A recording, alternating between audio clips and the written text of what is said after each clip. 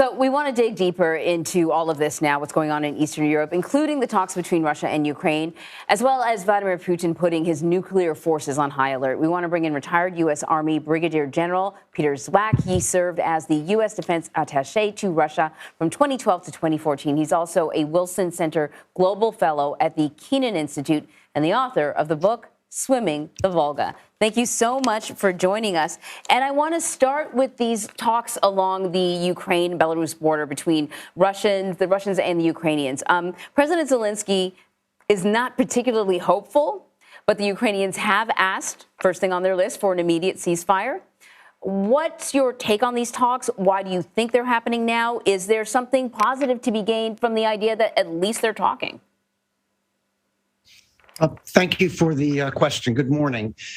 The talks are an effort, a hope, and again, hope isn't necessarily a course of action, to call some reason into the Russian position that this isn't working. You have invaded our country. You are killing our people. By the way, you're killing your people, those young soldiers that are getting ambushed all over the place. Stop, ceasefire. Let's work on getting your Russian forces out. We won't harry you on the way out, but there's no surrender here. The Russians have reaped the whirlwind, and this is maybe an effort to gain some sanity out there. It also shows the world that the Ukrainians, in their own way, are trying, after being invaded, trying to deconflict this. So we're just going to have to see. I don't believe there'll be any major results. So General, when you look at the battle space as it has unfolded over the last week or so, and you see the reports of Russian vehicles, armored vehicles being abandoned, Russian soldiers calling their parents, Ukrainians allowing captured Russian soldiers, some of who are teenagers essentially, to call their parents. Does it strike you that perhaps Putin underestimated what was going to happen once he launched this invasion? Was there a sense that perhaps they were going to push into Ukraine, they were going to meet little resistance, they were going to find President Zelensky, neutralize him, install a puppet government, and life carries on for the Ukrainians with now a Russian puppet government installed? Instead, what you're seeing is a spread out military that is meeting fierce resistance and unable to even hold any portions of the country, perhaps except for the east, which they already had before this started. Frankly, you've really summed it up well in my opinion, and I'll just add a little bit of color. Yeah, it's a little bit like the gross Soviet underestimation of the Finns in 1940, when they sent in armored columns that ended up getting chopped to pieces and salami sliced. This is vastly bigger than that. And basically, what they have done, first of all, Zelensky, and we all hope he survives, one way or the other, in the first 72 hours, his leadership unexpectedly has galvanized the country. And the Russians now have got their powerful columns coming in, but they have sort of, it's like they have stirred up a nest of hornets. And while they can crush the individual hornets, along those supply lines, you have everything left behind Ukrainian soldiers and fighters to enrage citizens. And now you've got the Russian troops in there. And I've spent a lot of time in Russia. And these aren't bad people necessarily, but they've been put into a horrific position. And now they're going to probably be asked to crush the Ukrainian defenses even more violently. This is going to create a lot of stress inside Russia, as you suggested.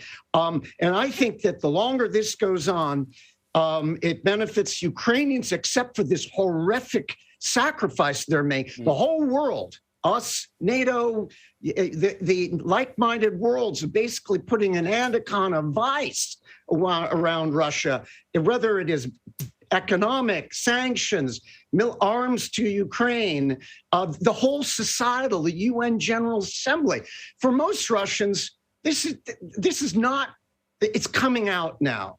So yes, the Russians are strung out. They're powerful where they are, but they have these long, imagine a supply line running from Washington, D.C. to New York with all kinds of partisans and people chipping away at the trucks and the Jeeps, and not necessarily just heavily armored tanks at the front. Let me ask you about Vladimir Putin saying over the weekend that the nuclear forces are on high alert. I've heard a lot of analysts sort of say that this is a Putin sort of standard playbook move. But how concerned should we be? Anytime, I believe this is actually a recognition, and while there is, it's like a gorilla thumping, look at me, listen to me. It is a sign of weakness and concern inside the Kremlin that things are going bad. And what I mean by bad, there's one thing to be having really major struggles inside Ukraine, where the reports are coming out into Russia now of Russian, young Russian men and women being killed or captured even. But now the Russian population, who are patriotic, that doesn't mean they're fanatically nationalistic. The Russians fight like demons when they're being attacked, but they're on the attack, and this in an unjust situation, and it's coming out, and people are being killed in the potentially thousands. So this starts to eat away. You've seen the protests, and when does it start to become a problem in the inner circles of the Kremlin and the military, who are patriotic, but they don't want to go down with this ship? So the nuclear piece is, I think, is a sign of weakness. Back off, don't push us too hard. We have nukes, and so we need to take it very, very seriously. General, really quickly before you go, were you to be still in your role as U.S. Defense Attaché as you were in 2012, and you were advising the President of the United States, the Chairman of the Joint Chiefs, our NATO allies, what would you suggest if Putin sues for peace?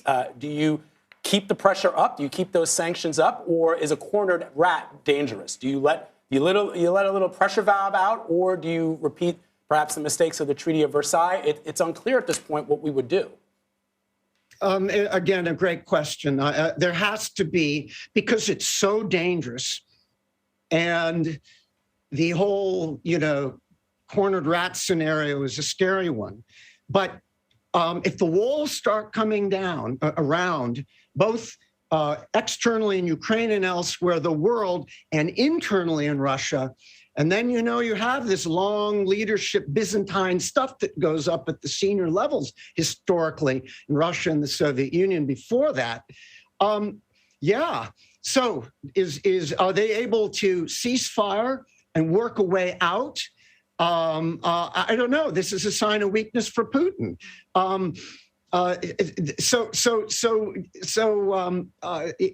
Triumphalism, we have to be really, really careful, and we're far from it. Horrible things can happen between now and then. But your question is, I don't know if this regime can take a defeat like this. Mm-hmm. Yes, they need an exit, a credible exit strategy that that preserves Ukrainian territorial integrity, and somewhere the world helps Ukraine out, but doesn't, especially if the Russian people start taking charge, that doesn't completely crush Russia, which then brings out all the furies. Yeah. All right. General Peter Zwack, as always, thank you, sir. We appreciate your insight and analysis. Thank you.